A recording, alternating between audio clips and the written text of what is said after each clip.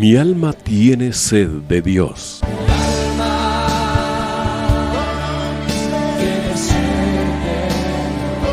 Un espacio que reconforta, alienta y motiva a la luz de la palabra de Dios. Un espacio de clamor e intercesión por todos aquellos que hoy necesitan una palabra de aliento de parte del Dios Todopoderoso.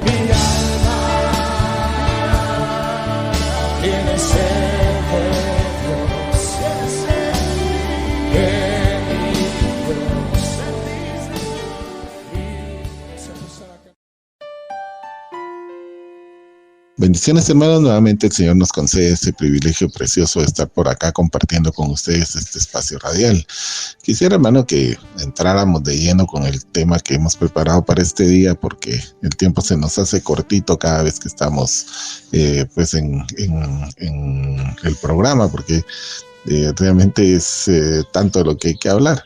Yo quisiera hablarle, hermano, de algo que yo creo que es muy importante, aunque algunas veces, hermano, tal vez no nos damos cuenta de la importancia que las cosas tienen.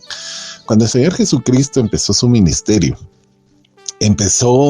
una de las primeras cosas que Él hizo fue que empezó a dar enseñanzas. Usted, por ejemplo, va al Evangelio de Mateo y se encuentra ahí que en los primeros capítulos, a partir del capítulo 5, el Señor empieza a dar un sermón, que es el famoso Sermón del Monte. Ahí usted encuentra ese Sermón del Monte donde es bastante extenso, ¿no? Realmente a mí me parece un milagro sobrenatural que una persona que haya estado ahí presencialmente se le haya quedado todo lo que escribió de ese sermón. Y ha de haber sido extenso, hermano, no era así como los que hoy nosotros escuchamos, ¿verdad? Que tardan 45 minutos, una hora, lo más, ¿verdad? Ahí las personas seguían al Señor y les entraban desde la mañana y les entraba la noche y seguían escuchando las enseñanzas del Señor. Y dice la Biblia que habían ocasiones en las que les seguían más de 5,000 personas. Y recuérdense que en aquel entonces las mujeres no las contaban. A los que contaban eran los hombres, o sea, si habían 5,000 hombres, imagínense, seguramente habían 10,000 mujeres por lo menos y niños, ¿verdad? O sea, era una multitud bastante grande la que en muchas ocasiones escuchaba al Señor. Y a veces es importante, hermano, reparar en ese tipo de cosas, porque uno ahí se puede dar cuenta qué tan extraordinario fue esto, hermano, porque cómo hizo el Señor para dar una oración, un sermón, de este tipo, y que la escuchara tantas personas, ¿verdad? Y sobre todo, hermano, que cuando usted va al capítulo 5, 6 y 7 de Mateo, ahí aparece, hermano, el sermón del monte. Yo no sé qué tanto se les pasó por alto, ¿verdad? Pues yo no sé si había un escriba ahí escribiendo todo lo que el Señor decía. En ese momento, sobrenaturalmente, el Espíritu Santo le recordó a la persona que escribió todo esto que fue lo que se dijo en ese momento. Porque sí, realmente es bastante extraordinario, hermano, cuando uno se pone a pensar un poco en esto. Entonces, dentro de ese sermón, el Señor deja por ahí metido, hermano, en el capítulo 6, dentro del mismo sermón, así como nosotros vemos las bienaventuranzas y muchas veces las escuchamos, las repetimos, las enseñamos constantemente. También el Señor deja ahí algo que es muy importante para el cristianismo, que es la oración del Padre Nuestro. En el verso 5 del capítulo 6 de Mateo dice: y cuando oréis, no seáis como los hipócritas, porque a ellos les gusta ponerse en pie y orar en las sinagogas y en las esquinas de las calles para ser vistos por los hombres. En verdad os digo, ya han recibido su recompensa. ¿A qué se refiere el Señor con esto, hermano? A que ellos les gustaba que los elogiaran, que les llamaran espirituales, para que les dijeran: ¡ala, qué bonita oración hiciste! Y esa era la recompensa que tenían. O sea, ellos oraban para que los felicitaran, los que los escuchaban. Y eso era todo, ¿verdad? Pero realmente, hermano, nosotros tenemos que entender que cuando nos acercamos a la oración, a ese momento de oración con el Señor, Lo que yo creo que usted está buscando, hermano, es que el Señor responda a su oración, a aquella petición que usted le trae, que el Señor escuche lo que usted le tiene que decir. Y yo creo que eso debiera de ser el objetivo principal por el cual nosotros nos acercamos para orar al Señor.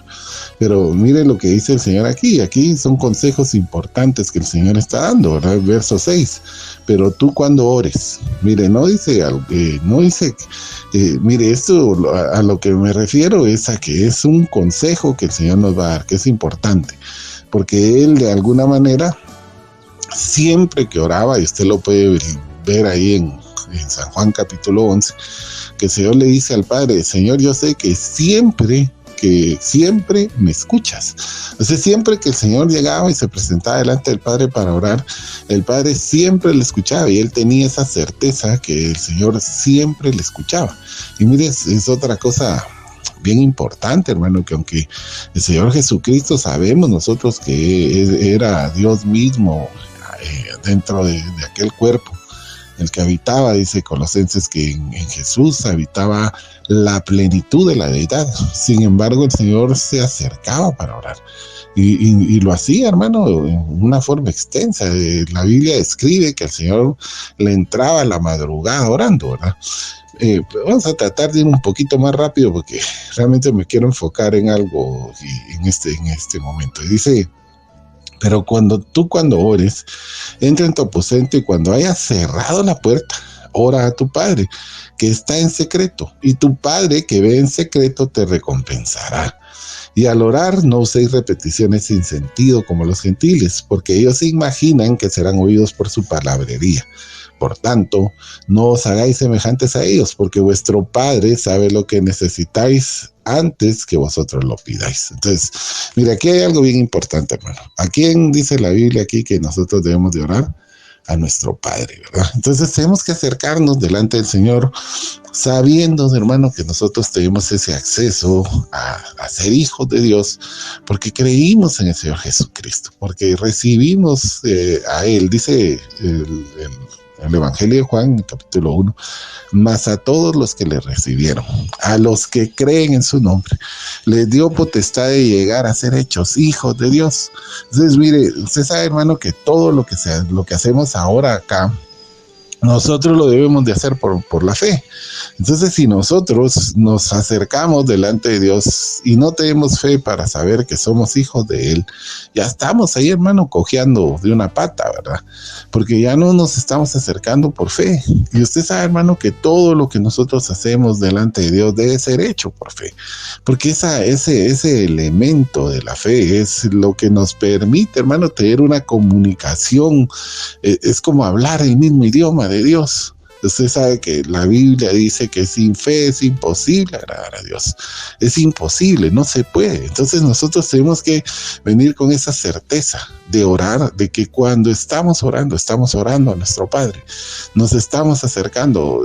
Yo sé, hermano, que es nuestro Señor. Yo sé que es nuestro Dios. Pero sobre todas las cosas, aquí dice la palabra que nosotros cuando oremos a nuestro Padre. Entonces tenemos que acercarnos creyendo que somos hijos y creyendo que tenemos un Padre en los cielos. Y de esa manera, hermano, nosotros podemos venir y presentar luego nuestra oración. Ahora, mire, vamos a entrar a ver aquí algo del Padre Nuestro, hermano, pero yo quisiera enfocarnos en una parte específica de esa oración y vamos a tratar de hacerlo un poquito rápido. Dice: vosotros pues orad de esta manera: Padre nuestro que estás en los cielos, santificado sea tu nombre, venga tu reino, hágase tu voluntad, así en la tierra como en el cielo. Danos hoy el pan nuestro de cada día, y perdona nuestras deudas, como también nosotros hemos perdonado a nuestros deudores. Y no nos metas en tentación, mas líbranos del mal. Porque tuyo es el reino, el poder y la gloria para siempre jamás. Amén.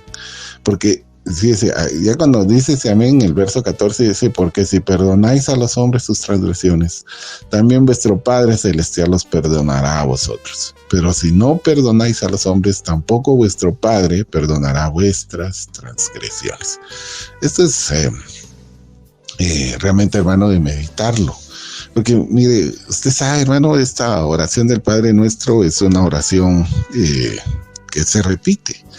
constantemente, ¿verdad? Hay quienes lo hacen hasta por penitencia, ¿verdad? Que se dedican a repetir una cantidad X de Padres Nuestros y lo hacen por penitencia. Y mire, sinceramente, hermano, yo creo que el hacerlo así es precisamente actuar de la manera en la que el Señor unos versículos antes le está diciendo a sus discípulos que no lo hagan, porque es una repetición vana, sin sentido. Pero cuando nosotros vamos, hermano, a tratar de entender qué fue lo que el Señor quiso transmitir, mire, a veces, hermano, realmente es muy complicado entender eso, y hay que pedirle al Espíritu de Dios que nos dé guianza para que nosotros podamos entender cuál era la intención del Señor de enseñarles una oración y permitir que esa oración quedara escrita ahí. ¿Cuál era esa intención? Y fíjese que es una de las cosas muy extraordinarias, hermanos, que hoy por hoy nosotros tenemos la bendición de que tenemos acceso a la tecnología, y la tecnología nos permite acceder a algo más cercano, digamos, a como fue originalmente. Yo no le digo que hablemos completamente, que estemos diciendo cómo fue originalmente que el Señor lo dijo, pero sí nos acercamos un poco más, porque usted sabe que aquí en la traducción del idioma original en la que se dijeron las cosas y luego se traducen a nuestro idioma para que nosotros lo podamos comprender, pues hay algunas veces, hermanos, ciertas pérdidas de significado, ¿verdad? De sentido. Yo no creo que digamos, estemos nosotros mal con decirlo en español, pero tampoco estamos mal si nos tratamos de acercar un poco más al idioma original en la que se habló, porque algunas veces eso nos amplía el sentido de qué fue lo que el Señor quiso decir. Y mire, que Dios bendiga a aquellos hombres, hermano, que se encerraron por meses, años, quizás, gente muy estudiada, eruditos, que se dedicaron a la traducción de la Biblia.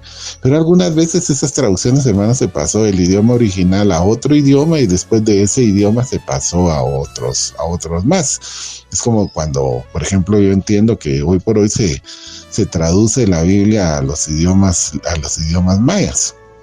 Y hay muchos idiomas en los cuales ya se escribió la Biblia, ya se tradujo la Biblia. Pero me imagino, hermano, que esa traducción se hace del español, ¿verdad? De nuestro idioma español, y se traduce a estos otros idiomas. Pero fíjese que lo interesante es que la Biblia originalmente no se escribe en español, ¿verdad? Se escribió, en este caso del Padre Nuestro, se escribió en arameo. Pero yo creo que es un poco difícil, hermano. Tendríamos que conseguir a alguien que hablara arameo y que también hablara el idioma quechí, mam o cualquier otro idioma maya, ¿verdad? Para poder traducir de ese idioma directamente al idioma que se está queriendo traducir la Biblia. Y eso es complicado, hermano. Realmente es difícil. Entonces, esto sucedió con muchas de las traducciones bíblicas, hermano, que se tradujeron, por ejemplo, al inglés y luego se tradujeron al español, ¿verdad? Porque era la forma en la que se hacía. Por eso es que hay tantas versiones, ¿verdad? Por ejemplo, yo le acabo de leer la Biblia de las Américas, pero hay otras versiones más, y en eso, hermano, hay diferencias, ¿verdad? Pero yo quisiera llevarle hoy, hermano, a que nosotros pensáramos. El Padre Nuestro se escribe en arameo. Y buscando, hermano, información acerca de esto, encontramos, hermano, que este idioma era el que el Señor hablaba, era su idioma materno, digámoslo así, aunque yo imagino que el Señor hablaba otros idiomas. Usted se recuerda que él muy pequeño fue llevado a Egipto, al rato aprendió a hablar egipcio también, no lo sabemos, ¿verdad? Quizás hablaba griego o latín, no sé, hermano, los idiomas que se hablaran ahí, hebreo, pues seguramente. O sea, me imagino que el Señor tenía otros idiomas en los que hablaba, pero generalmente habló en arameo. Y cuando dictó la oración del Padre Nuestro acá, lo hizo en ese idioma. Entonces uno va, hermano, y fíjese, según algunos estudiosos que se ponen a estudiar esto, nos habla de que en este idioma, el arameo, el Señor quizás se inspiró en una oración judía que ya existía y que se repetía incluso hoy en día, que es el Kadish. Eso es algo que no está comprobado, hermano, pero que de alguna forma esta era una oración que todavía hoy por hoy se repite, tengo entendido yo, según lo que encontré ahí en lo que estudiamos para preparar el tema, se repite 3 veces al día, lo hacen los judíos, ¿verdad? Pero esta oración, hermano, era una oración que se repetía constantemente. Entonces, yo no creo, hermano, no creo que se deba hacer por penitencia, ni contando cuántas veces se reza o se dice esta oración. No lo creo que sea malo, pero no creo que sea, creo que podría ser incluso bueno repetirlo, ¿verdad? Porque el Señor lo dijo, pues el Señor lo dejó dicho acá. No le estoy diciendo que lo haga, hermano, ni le estoy diciendo que lo haga por penitencia como lo hacen algunos otros, ¿verdad? Pero hermano, lo que sí es que nosotros, lo que sí es de beneficio para nuestra vida es que nosotros busquemos el sentir del Señor Jesucristo cuando pronunció la oración. ¿Y qué era lo que Él buscaba? Que nosotros entendiéramos y aprendiéramos. ¿Por qué? Porque esto nos va a servir de beneficio. Y mire, hay muchísimas cosas interesantísimas, hermano, que podríamos hablar de esto, pero que se nos haría realmente, hermano, corto un día de 1 hora, un poco menos que tenemos acá en la radio para poderlo compartir. Y por eso yo quisiera, hermano, mire, aunque hay varias cosas muy interesantes acá, por ejemplo, cuando el Señor habla del perdonar las deudas, usted sabe, hermano, que en la antigüedad, y aún hoy la Biblia dice, ¿verdad?, que cuando una persona tiene deudas, esa persona es esclava de aquel a quien le debe. Por eso dice que nosotros no debiésemos de deberle nada a nadie. Pero nos manda también acá, hermano, a perdonar las deudas. Y fíjese que una de las cosas que nosotros vemos acá en eso es ese perdón, hermano, debiera de ser un perdón de corazón, ¿verdad? Y debiera de ser, hermano, tanto en deudas monetarias, algunas veces es necesario hacerlo, y también en ofensas, ¿verdad? Y realmente sería muy interesante hablar y estudiar acerca de todo eso y profundizar un poco en eso, pero yo quisiera más el día de hoy enfocarme, hermano, en el verso 13. Cuando dice el verso 13, y no nos metas en tentación, mas líbranos del mal. Y fíjese qué interesante es, porque ya se me va casi la mitad del programa y todavía estoy en la introducción, pero lo que me interesa aquí es esto: líbranos del mal. Y ahora tendríamos que empezar a ver nosotros, hermano, qué significa esto de líbranos del mal. Fíjese, la idea que nos da cuando vamos a la palabra líbranos es la idea de un rescate, de que seamos librados, ¿verdad? De que seamos rescatados. Cuando pienso en esto, hermano, me recuerdo el Salmo 91, ¿verdad? Cuando dice el Salmo 91, Él te librará del lazo del cazador. Fíjese qué interesante es esto, hermano, porque entonces acá, espiritualmente hablando, nosotros nos damos cuenta que hay alguien ahí, un enemigo que está queriendo cazarnos a nosotros. Y cuando dice, hermano, que nos libra del lazo del cazador, es porque ya el cazador nos tiene enlazados. Y es algo bien tremendo esto, hermano, porque algunas veces nosotros no nos damos cuenta cómo es que nosotros podemos estar atados y cautivados ya de alguna manera en nuestro corazón, en nuestra alma, en nuestro ser.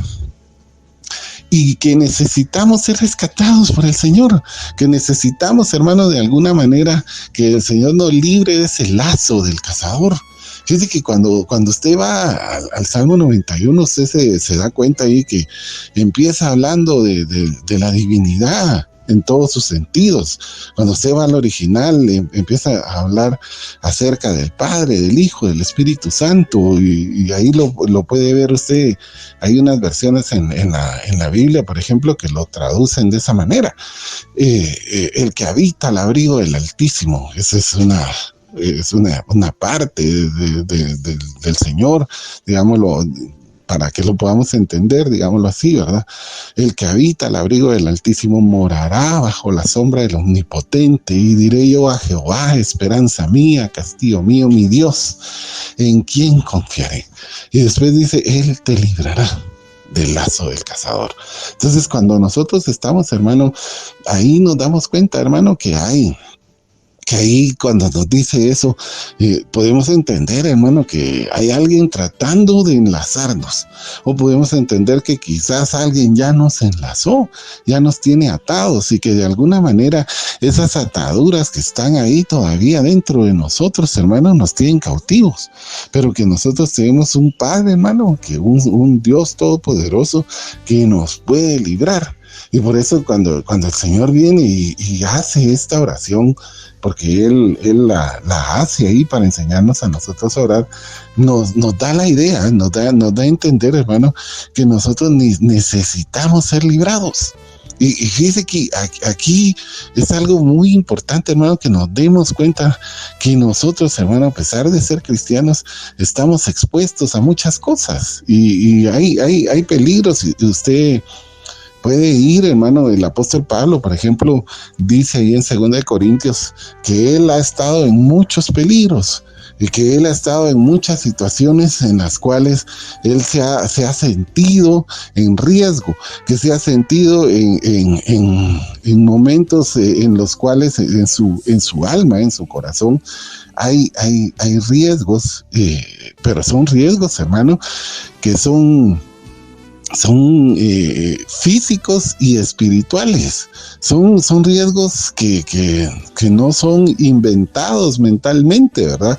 Sino que son riesgos que realmente a los cuales nosotros estamos expuestos. Mire, hoy por hoy, hermano, nosotros estamos viviendo en un tiempo peligroso, hermano, un tiempo donde hay peligro, donde hay acechanzas, donde hay situaciones en las cuales si nosotros no tenemos cuidado, pues nos corremos el riesgo de caer en esos peligros. Mire, si alguien está caminando a la orilla de un precipicio, por ejemplo, hermano, él está en riesgo de caerse y tiene que fijarse bien en dónde coloca sus pies, porque si coloca mal sus pies, se va a caer. Y no solamente es un riesgo inventado, ¿verdad? Sino que es algo que le puede suceder. Quisiera leer el pasaje que le está diciendo de 2 Corintios del apóstol Pablo.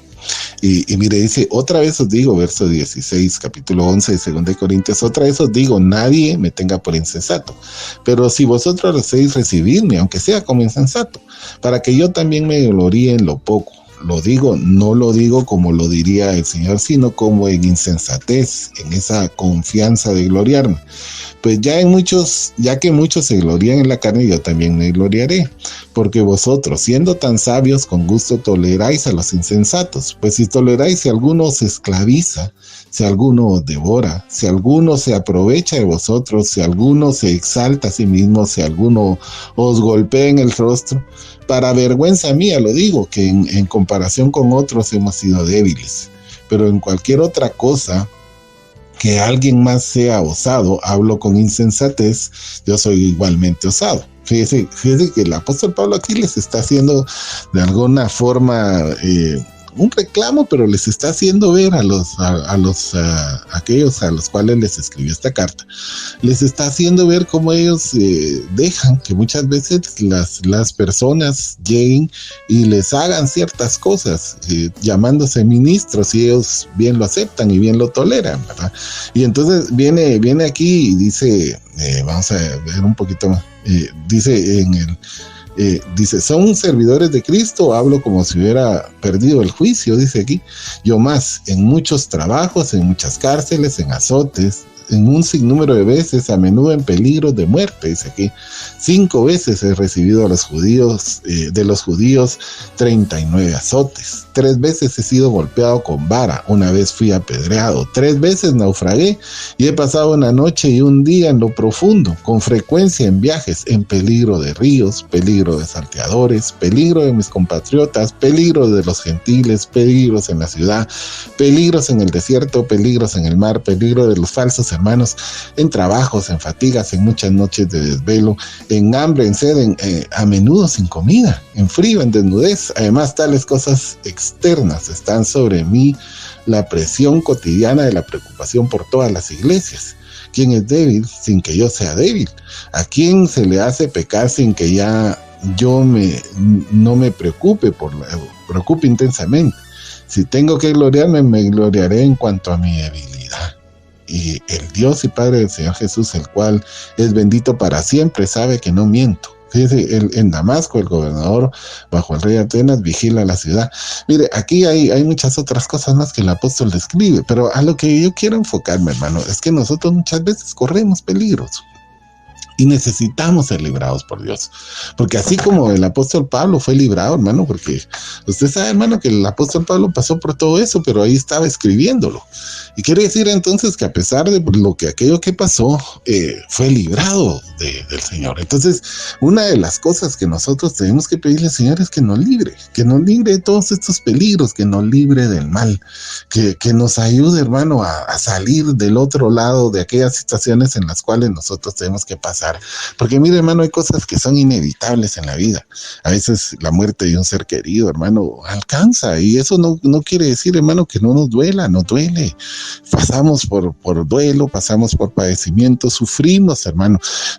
Pasamos por situaciones en donde nos toma un tiempo, a veces un poco largo, en recuperarnos una vez más. Y estamos en medio de esa situación, hermano, y tenemos que estarle diciendo al Señor constantemente: líbrame del mal. Señor, acuérdate que estoy metido en esta situación. Y mire, a veces, hermano, cuando estamos pasando por esas situaciones, se nos olvida que tenemos a alguien a quien clamarle, y no es alguien cualquiera, hermano. Según nosotros lo estamos viendo, esa oración está metida ahí, esa frase está metida ahí dentro de la oración del Padre Nuestro. Quiere decir entonces, hermano, que aún que estemos pasando por situaciones así, nosotros seguimos teniendo un Padre a quien orar, seguimos teniendo un Padre a quien clamar, seguimos teniendo un Padre en quien esperar liberación. Porque mire, tal vez estamos en situaciones tan complicadas que muchas veces ya no vemos salida.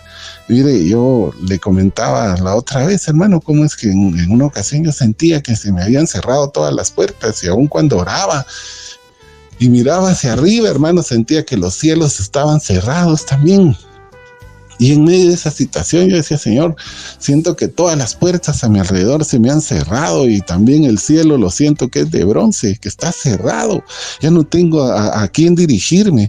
Y cuando pensaba eso, el Espíritu Santo habla a mi corazón, hermano, y me hace entender que cuando todo alrededor y aún para arriba se ve cerrado, hermano, uno todavía tiene un camino que recorrer, y ese camino es para abajo, hermano. Es el camino de la humillación, donde muchas veces nosotros nos postramos, nos tiramos al suelo, hermano, y ahí en esa dirección ya no es para los lados, ya no es para arriba, sino es para abajo, hermano, donde ponemos tal vez nuestra boca en el polvo, dice el libro de Lamentaciones. Que se siente solo, que cae, que ponga su boca en el polvo por si aún hay esperanza, dice esa palabra, hermano. Y eso nos deja ver, hermano, que muchas veces cuando cerramos, cuando entendemos que todo está cerrado, todavía tenemos, hermano, cómo ir hacia abajo, por ese camino donde muchas veces no nos gusta ir, porque es un camino muchas veces de humillación, es un camino muchas veces de soledad, porque mire, hermano, muchas veces cuando tenemos que recorrer ese camino, ya no hay nadie más que nos quiera acompañar, y tenemos que hacerlo solos, como le tocó al mismo Señor Jesucristo. Pero siempre seguimos, hermano, esperando que el Señor Jesucristo, que el Padre de la Gloria, nos libren del mal. Por eso, hermano, esa necesidad que tenemos de ir hacia eso, hermano. Pero mire, cuando vamos nosotros acá, hermano, y mire todo lo que hemos hablado acerca de esto, de líbranos, ¿verdad? Nos damos cuenta que encontramos en las Escrituras, hermano, que desde que Adán fue puesto en el huerto, allá en Génesis capítulo 3, en el verso 22 dice que en el centro del huerto del Edén estaba plantado un árbol, que era el árbol de la ciencia, del conocimiento del bien y del mal. O sea que desde ese momento, hermano, ya existía la posibilidad del mal. Ya el hombre, aunque no había caído, ya entendía que existía una dualidad, que existía el bien y que existía el mal. Tal vez no lo conocía como tal, hermano, porque mire, hermano, a veces nosotros tenemos una idea de qué son las cosas, ¿verdad? O sea, yo estoy seguro, hermano, que nosotros conocemos, hermano, la maldad, porque vemos la maldad de alguna manera. Y hay maldad en nosotros también, hermano. Porque cuando examinamos nuestro corazón nos damos cuenta que también hay situaciones malas ahí, que están metidas adentro de nosotros y que tenemos que ir por el Espíritu Santo desechando estas cosas, hermano. Dice el libro de Isaías, dice, por tanto, el Señor mismo dará una señal. He aquí, dice Isaías 7:14, estoy leyendo, he aquí una virgen concebirá y dará a luz un hijo, y le pondrá por nombre Emmanuel, y comerá cuajada y miel hasta que sepa lo suficiente para desechar lo malo y escoger lo bueno. Ahora, aquí hay varias cosas, hermano. Yo me quería meter un poco al asunto de la maldad, pero eso realmente es algo bastante complicado de hablar de eso, hermano. Pero vamos a tratar de verlo así un poquito por encimita, ¿verdad? Fíjense que la palabra que usa ahí es una palabra griega, y por eso fue que yo me fui al arameo, pero bueno, ahí está escrito así en griego en el original, en el 4190, dice, esa palabra es poneros, y dice que eso más o menos se puede traducir como ser influenciados o afectados figurativamente, calamidad, también enfermedad, pero especialmente afectados moralmente, en vicios, en abandono, en delincuencia, travesuras, dice aquí, malicia, culpa y pecadores. Eso es más o menos lo que se puede traducir de esta palabra. Entonces todo eso implica ese mal del cual el Señor está hablando. Pero hay una particularidad ahí, hermano, que yo leía, y es que el Señor usaba dos palabras, una para decir bueno y una para decir malo en el arameo en el que se hablaba en aquel entonces. Y cuando se habla de bueno, por ejemplo, se habla de algo que está maduro. Pero fíjese, la idea acá es acerca de la cosecha. Cuando usted, por ejemplo, en la época de los manguitos de paste, ¿verdad? Que son tan deliciosos, pero tienen que estar en su punto. Y fíjese que el punto para que usted pueda deleitarse en este fruto es muy breve, es un tiempo breve. Si usted se lo come antes, lo va a sentir verde, lo va a sentir diferente. Si usted se lo come después, ya está todo aguadito, ya no tiene el mismo sabor. Fíjese que cuando el Señor decía que algo era bueno, era que estaba maduro, lo suficientemente maduro como para comer, como para poderlo aprovechar. Y cuando hablaba de malo, significaba que ya estaba podrido, que estaba pasado, o que era silvestre el fruto y entonces no era bueno para comer, no producía beneficio. Entonces fíjese que una de las cosas que vemos aquí cuando se habla del mal, por ejemplo, mire, del mal se podrían hablar muchísimas cosas, ¿verdad? Pero muchas veces, hermano, se habla acerca de que nosotros mismos, hermano, podamos ser un fruto adecuado, un fruto que esté en su punto, que esté en su momento para producir beneficio y que nosotros en la vida, hermano, nosotros podamos aprovechar ese momento donde algo nos pueda servir de beneficio y de bendición, a pesar de que quizás a la mente humana no pueda parecer bueno, que quizás a la mente humana pueda parecerle negativo, pero usted se recuerda, hermano, que el apóstol Pablo escribió allá en Romanos capítulo 7 u 8, no me recuerdo bien, dice que todas las cosas son buenas para aquellos que amamos a Dios. Todas las cosas, fíjese. Entonces nosotros tenemos que ir entendiendo, hermano, que en todo momento nosotros podemos ir y empezar a analizar esto que le acabo de leer en Isaías, que nosotros, fíjese, dice que aquel niño que iba a nacer de una virgen, y entendemos que eso proféticamente está hablando del Señor Jesús, iba a comer cuajada y miel hasta que aprendiera a distinguir entre lo malo y lo bueno. Entonces fíjese que aquí hay una cuestión bien interesante, que hay un tipo de mal del cual nosotros podemos pedirle al Señor ser librados y decirle, Señor, líbrame del mal, de ese mal que no sé si me acecha, que no sé cuándo me quiere alcanzar, de la delincuencia, de la malicia, de la maldad, de todo de lo que está hablando aquí esa palabra poneros que le leí al principio. Pero hay un tipo de mal, hermano, que nosotros mismos debemos de aprender a desechar. Que nosotros mismos, fíjese, esto es algo que nosotros tenemos que entender, hermano, que muchas veces nosotros somos llevados cautivos por ese lazo del cazador que le decía, porque nosotros mismos nos expusimos tal vez innecesariamente, tal vez ingenuamente, o tal vez incluso tontamente, hermano, perdón, pero muchas veces lo hicimos así porque no hemos madurado lo suficiente y crecido lo suficiente para poder desechar lo malo. Hay ocasiones, hermano, en las que nosotros tenemos que entender que nosotros tenemos que saber desechar lo malo. Algunas veces nos metemos a tantos problemas en la vida, hermano, porque no hemos sabido distinguir entre lo bueno y lo malo.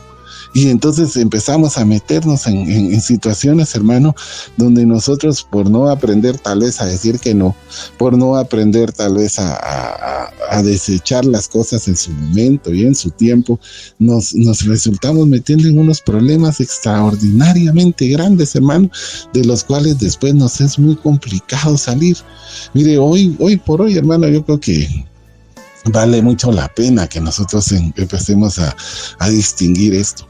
Porque, mire, cuando usted va a la vida de Caín, por ejemplo, usted se da cuenta, hermano, cómo aquel varón viene y presenta un sacrificio delante del Señor.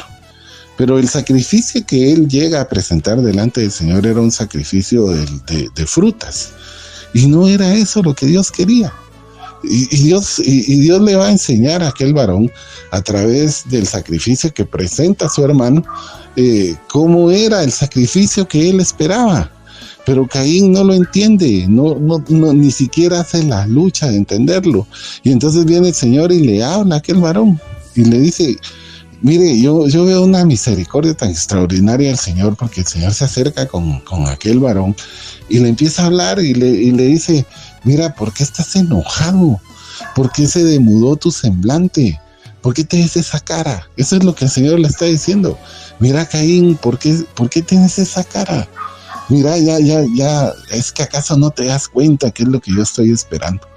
Que lo que yo estoy esperando no es un sacrificio de frutas, sino el sacrificio aquel que ofreció Abel, que era un sacrificio de frutos, hermano, porque era diferente, porque él había presentado un cordero, porque aquel animalito lo iba a sustituir, porque ya nosotros como raza humana habíamos entrado en contacto con el mal, con el pecado, y ahora necesitábamos a alguien que nos sustituyera. Ese era el punto. Entonces viene Dios y le trata de enseñar esto a Caín. Y Caín no quiere escuchar. Por eso es tan importante, hermano, que muchas veces, para que nosotros podamos ser librados del mal, nosotros pongamos atención. Y muchas veces, hermano, las cosas o las formas en las que Dios nos habla acerca de aquel mal que nos acecha, no es únicamente por palabras, sino nos habla a través de las circunstancias. Algunas veces, hermanos, puede ser que las circunstancias, quizás hoy mismo, las circunstancias te estén hablando, quizás las circunstancias de esa situación en la cual estás atravesando te están hablando, pero tú no has querido escuchar. Quizás es el Señor hablándote a través de una o de otra forma, pero uno a veces, hermano, está cerrado en su mente a que quiere que Dios quizás le apruebe a uno lo que uno hace, y las cosas no van a ser hechas de acuerdo a nuestra manera. Mire, Caín lo que quizás buscaba era que el Señor le aprobara el sacrificio de frutas que él le había traído, pero el Señor no quería eso, hermano. Ahí había una figura espiritual extraordinaria que no podía ser mutada, no podía ser modificada. Y por eso el Señor llega y se acerca con aquel varón. Quizás el Señor se ha acercado con nosotros, hermano, a querernos hablar, a querernos hacer entrar en razón, pero estamos tan enraizados en nuestra manera de pensar, hermano, en nuestra estructura mental, que muchas veces no nos damos cuenta que las circunstancias nos están hablando, para que rompamos esas estructuras mentales, para que rompamos, hermano, con todas aquellas ataduras de las cuales quizás ya estamos atados, pero tenemos que venir y abrir nuestros oídos, nuestra mente y nuestro corazón a disponer a hacer aquello que el Señor nos está pidiendo que hagamos. Y que eso nos va a llevar, hermano, de alguna manera u otra, a que nosotros podamos ser liberados de aquellas ataduras en las cuales nosotros nos hemos encontrado durante mucho tiempo. Quizás tenemos años, hermano, de estar batallando con lo mismo, tropezamos con la misma piedra, nos caemos, estamos en un círculo donde sentimos que no avanzamos, que no caminamos, y estamos, hermano, cautivados por el lazo del cazador. Y quizás tenemos la forma, la solución, porque quizás Dios ya no la dijo, pero nosotros estamos esperando que nos la diga específicamente de una manera, y quizás no es así como Dios nos va a hablar. Y mire, aquel varón, sí, hermano, el Señor le dice, mira, el pecado está a la puerta, pero con todo y de que el mal está ahí, cambiémosle pecado por mal, con todo y de que el mal está ahí en la puerta acechándote, a ti será su deseo y tú puedes dominarlo.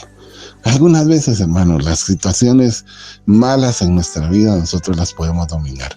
Algunas veces somos nosotros los que tenemos que liberarnos del mal, haciendo lo correcto, haciendo lo bueno, haciendo la voluntad de Dios, investigando, preguntándole al Señor, ¿cuál es tu voluntad, Señor? ¿Qué es lo que tú quieres que yo haga? Pero mire, tenemos que tener la disposición del corazón, no solamente de preguntar, sino que de tener la disposición de hacer lo que el Señor nos diga. Es aquel salmo, hermano, que en otras ocasiones hemos mencionado, que dice, enséñame, oh Señor, tu camino y andaré por él. Usted se recuerda, hermano, de aquel versículo famoso, ¿verdad? Que es Jeremías 6, muy famoso, donde dice el Señor, paraos en los caminos y preguntad por las sendas antiguas, pregunten por el buen camino y hallaréis descanso para vuestras almas. Mas vosotros dijisteis, no andaremos. Mire qué tremendo, hermano, porque muchas veces ni nos queremos parar en el camino. Queremos seguir nosotros en esa desorbitante carrera que llevamos, hermano. No sabemos ni siquiera dónde nos está conduciendo eso. Ni tampoco queremos, hermano, que nos digan cuál es el buen camino, porque no queremos andar por él. Queremos hacer nuestra voluntad, queremos que las cosas sean como nosotros decimos, queremos que las situaciones se compongan a nuestra manera. Y muchas veces es el momento, hermano, en el que nos tenemos que detener, que nos tenemos que parar y empezar a preguntar cuál es el buen camino, Señor. Dame la fuerza, la sabiduría, aquello que sea necesario para que yo pueda empezar a caminar por el buen camino. Y a eso, hermano, es a lo que se refiere la palabra aquí cuando dice líbranos del mal. Por supuesto, hermano, ahí también incluye, hermano, que nosotros le pidamos al Señor que nos libre del inicuo, del insensato, del hijo del diablo, hermano, que quiera hacernos daño, de delincuencia, que guarde nuestras cosas, que nos libre, que libre a los nuestros. En esa intercesión, hermano, es válido pedirlo también. Pero muchas veces, hermano, tiene que ver mucho con que nosotros sepamos desechar lo malo y escoger lo bueno. Y al hacerlo, hermano, nosotros vamos a estar librándonos de muchísimas cosas que están acechando nuestra vida para robarnos la paz, para robarnos la felicidad, para robarnos el gozo que el Señor Jesús dejó para nuestra vida. Y que eso, hermano, mientras más pasan los días, los meses, los años, hermano, cuando venimos a sentir se nos fue la vida y nos robaron mucho de las cosas que nosotros debimos de haber vivido. Mire, aún si te sientes en una situación así, aún para ti hay esperanza, porque la palabra del Señor dice que el Señor nos va a devolver los años, dice los años que nos robó la oruga, el saltón, el pulgón y el revoltón. Todo aquello que impide que nosotros presentemos fruto delante del Señor, el Señor nos lo quiere devolver. Quizás hoy todavía estamos a tiempo, hermano. Yo diría que sí, si estás escuchando esta palabra, yo diría que todavía estamos a tiempo, hermano, de recuperar el objetivo, el camino. Mire, a la larga, hermano, nosotros venimos a este mundo a vivir una vida que sea agradable a Dios y que el día que nos presentemos delante del Señor, nosotros podamos ofrecer un fruto. Señor, mira, aquí traigo un fruto de acuerdo a lo que tú pediste, de acuerdo a lo que tú esperabas de mí. Alcancé la meta para la cual tú me enviaste a este mundo. Y eso sería extraordinario, hermano, aunque quizás hayamos pasado rondando en el desierto 40 años, pero que si al final de cuentas el Señor nos está devolviendo esa oportunidad de alcanzar esa estatura que Él busca que nosotros tengamos, es algo extraordinariamente maravilloso. Y líbranos del mal. Fíjese qué precioso, porque tuyo es el reino, el poder y la gloria para siempre, jamás. Amén. Vamos a presentarle al Señor nuestras peticiones y vamos a pedirle al Señor que Él nos escuche. Mire, en 2 Corintios capítulo 6, verso 2 dice: en el tiempo propicio te escuché y en el día de salvación te socorrí. He aquí, ahora es el tiempo propicio. He aquí, ahora es el día de salvación. Este paréntesis de gracia que el Señor Jesucristo abrió por medio de su sangre cuando derramó su sangre en la cruz del Calvario y rasgó el velo del templo, hizo que nosotros ahora tuviésemos el privilegio de entrar a la misma presencia del Señor. Así que yo creo que si Él dice que en este momento es el tiempo propicio, que hoy es el día de salvación, nosotros podemos poner nuestra fe en esas palabras y pedirle al Señor: mira, Señor, yo quizás te he estado orando durante mucho tiempo, pero hoy es el día en el que tú me vas a escuchar. Y vamos a tratar de obrar en esa fe y movernos en esa fe para pedirle al Señor que por su gran misericordia, su gracia, su bondad, Él nos responda a nuestra necesidad, porque Él conoce. Mire, en la oración del Padre Nuestro dice que el Señor conoce todas nuestras peticiones, pero eso no quiere decir que las vaya a responder solo porque las conoce. Nosotros tenemos que venir y presentárselas a Él. Tenemos que venir y presentarle a Él nuestra necesidad, nuestras peticiones, nuestro ruego, y de alguna manera esperar con fe que Él responda a esa necesidad. Así que, Padre, en el nombre de Jesús, en esta hora estamos delante de tu presencia rogando, Señor, clamando, Padre, por las necesidades de tu pueblo, de tus hijos, Señor. Hoy vengo, Señor, a ponerme en la brecha, así como Moisés lo hacía, Señor, que se ponía en la brecha a interceder por el pueblo que tú le habías dado a pastorear.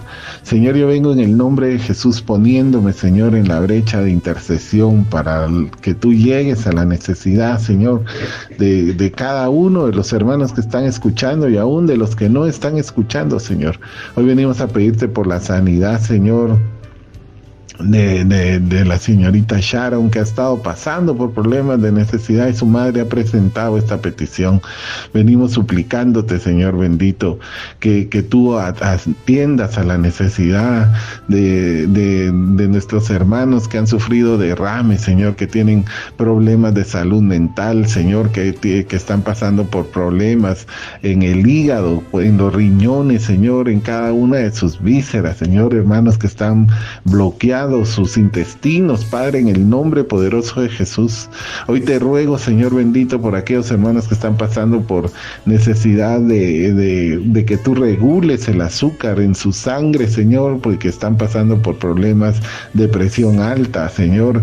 Yo vengo en el nombre de Jesús a suplicarte, Padre, que tú tomes el control de la vida de cada uno de ellos, Señor, que tú sanes los corazones enfermos, Señor, que tú vengas a darle protección a esas hermanas hermanas que están pasando, Señor, por un embarazo de alto riesgo, que están pasando por problemas, Señor, que tú sostengas a sus bebés ahí en sus vientres, Señor, y que en el nombre poderoso de Jesús, Señor, tú traigas esas vidas al mundo, Padre, para que te conozcan, para que cumplan ese propósito por el cual tú permitiste que esos niños fueran engendrados. Yo te suplico, Señor, por aquellas personas que están pasando por problemas graves, Señor, de depresión, de tristeza, que hoy, Señor bendito, quizás por alguna pérdida que han sufrido, Padre, están pasando por situaciones extremas de depresión, Señor, donde ya no tienen ánimo de levantarse, Señor, donde ya no tienen ánimo de mover sus miembros, Señor, para ir y seguir con la vida. Señor, yo te ruego en el nombre de Jesús que tú nos ayudes a despojarnos de todo peso, Señor. Padre, andamos muchas veces cargando demasiados pesos en nuestro corazón, en nuestra mente, Señor. Tenemos demasiados pensamientos en nuestra mente que no nos ayuden, que no nos asisten, Señor, que no nos llevan a consuelo, Padre, sino al contrario, nos están causando demasiados problemas. Así que, Padre, en el nombre poderoso de Jesús, yo vengo suplicándote, Señor, que nos ayudes a entender, Padre, que tenemos que despojarnos de la tristeza, de la depresión, Señor, del lloro, del lamento, Padre, y que avancemos, Señor, hacia esa nueva estadía de vida que tú, Señor, preparaste para nosotros y que tú nos has dado, Padre bendito, para que tengamos una vida llena del gozo de tu Espíritu Santo, que no depende de las circunstancias. Yo te ruego, Señor, en el nombre de Jesús, porque hay muchas peticiones, Señor, de personas que están sin trabajo, que no encuentran, Señor, una posición en donde colocarse. Yo te ruego en el nombre de Jesús, Señor, que esas puertas que han estado cerradas se abran, Padre de la gloria. Te suplico en el nombre de Jesús que tú llenes de gracia a todos estos hermanos y hermanas, Señor, que están en esa necesidad, pasando por problemas económicos debido a que no encuentran un trabajo. Llénalos de gracia, Señor, para que ellos encuentren gracia delante de ti y delante de los hombres, Señor, que encuentren una posición económica adecuada, Padre, que encuentren un trabajo donde no solamente puedan llenar sus necesidades económicas, sino que también puedan disfrutarlo y ser felices en lo que hacen, Padre. Te lo ruego, Señor, en el nombre poderoso de Jesús. Te ruego también, Señor, por todos aquellos hermanos que están pasando, Señor, por vicios, que están tal vez familiares de ellos, Señor, atados a vicios, atados a alcohol, atados a drogas, atados a un montón de vicios, Señor, que quizás los tienen ocultos en sus corazones, Señor, pero que, Padre, yo sé que tú trajiste buenas nuevas al mundo, Señor, y tú viniste a proclamar libertad a los cautivos. Por eso yo en el nombre poderoso de Jesús vengo proclamando libertad en esta hora, Señor, para todos aquellos que han estado presos, Señor, que han estado cautivos por el vicio, por esas necesidades falsas, Señor, de satisfacción, por esas necesidades falsas de diversión, Señor, que solo conducen a las personas a vivir atados y cautivados por vicios, por situaciones que luego vienen a ser dañinas para su cuerpo y para su alma y que destruyen familias, Señor. Yo en el nombre poderoso de Jesús te ruego, Señor, que tú pudras todo yugo, Señor, que toda cadena se rompa, Padre, en el nombre de Jesús, que haya, Señor, un poder milagroso que traiga libertad a estas vidas, Señor, que sean, Padre, como aquel hijo pródigo que se fue lejos de la provincia, Señor, lejos de la casa del Padre, pero allá logró, Señor, regresar y volver en sí, volver en sus cabales, Señor. Haz volver en sí a todas estas personas, Señor, que han estado pasando por esas necesidades tan terribles, Señor, de estar cautivos muchas veces, Señor, por su propia mano. Padre, yo te ruego, Señor, que tú traigas restauración, Señor, a las familias divididas, Padre, que han estado pasando por situaciones personales y familiares difíciles, Señor, por todas aquellas parejas que se han estado separando, Señor, que se han estado distanciando, incluso, Señor, aquellos que están distanciados aún viviendo en la misma casa, Padre, porque hay muchos, Señor, que están viviendo bajo el mismo techo, durmiendo quizás en la misma cama, pero que están distanciados, alejados, que quizás ya tienen una vida demasiado distante y que creen, Señor, que ya para ellos ya no hay restauración, ya no hay solución.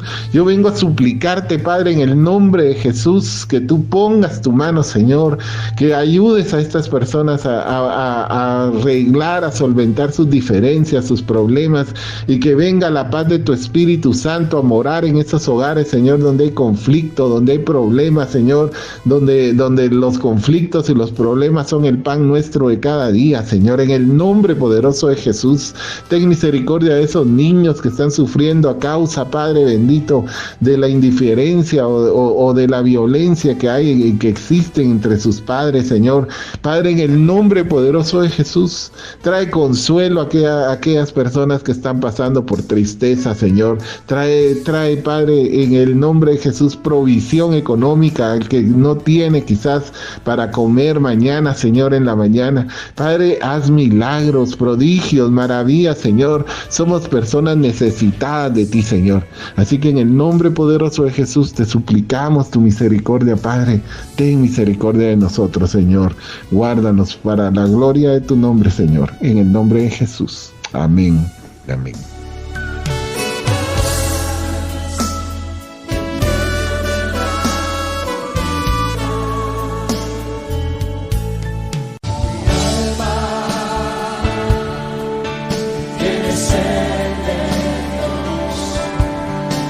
Hemos presentado Mi alma tiene sed de Dios.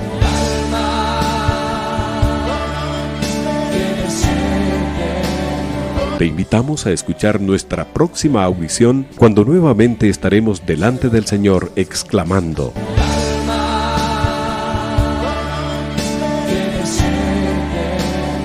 Mi alma tiene sed de Dios. No te lo pierdas. Tiene sed de